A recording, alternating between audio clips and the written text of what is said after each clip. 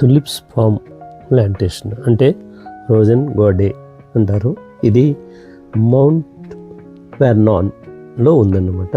అది సియాటల్కి 50 మైళ్ళు అంటే 80 కిలోమీటర్ల దూరంలో ఉంది. అయితే ఇది రెగ్యులర్గా ఉండదన్నమాట. ఒక పర్టికులర్ పీరియడ్లో ఉంటుంది. ఆ పీరియడ్లోనే మనం విజిట్ చేయవలసి ఉంటుంది.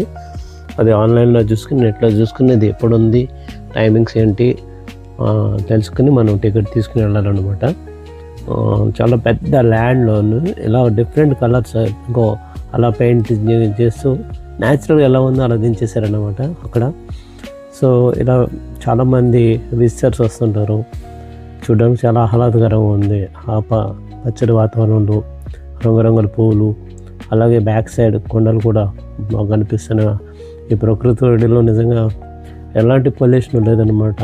చాలా చూస్తున్న సేపు కూడా చాలా ఆహ్లాదకరంగా ఉంది. అక్కడ చేస్తున్న మేడం ఎవరైతే పెయింటింగ్ వేశారో వాళ్ళు అడిగితే ఒకసారి స్నాప్ తీసుకోవడానికి వాళ్ళు కూడా కోఆపరేట్ చేశారనమాట.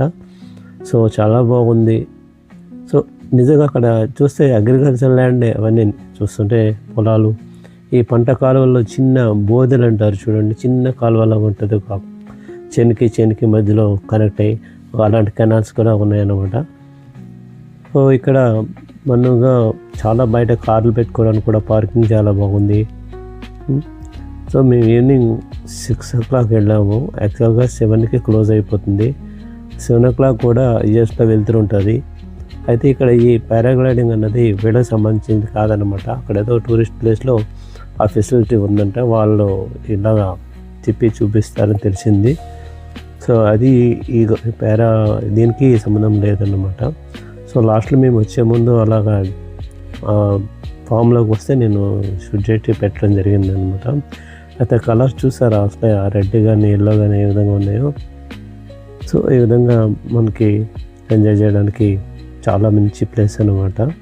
ఎవరైనా యూఎస్ వచ్చినప్పుడు అవకాశం ఉంటే ఇది సియాటల్ దగ్గరలో ఉన్నది.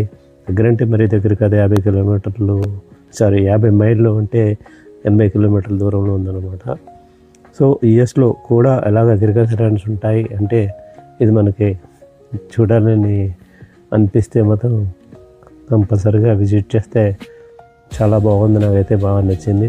ఇంకా ఫొటోస్ అందరూ వచ్చిన వాళ్ళందరూ కూడా రకరకాలుగా ఫోటోలు దిగటమే.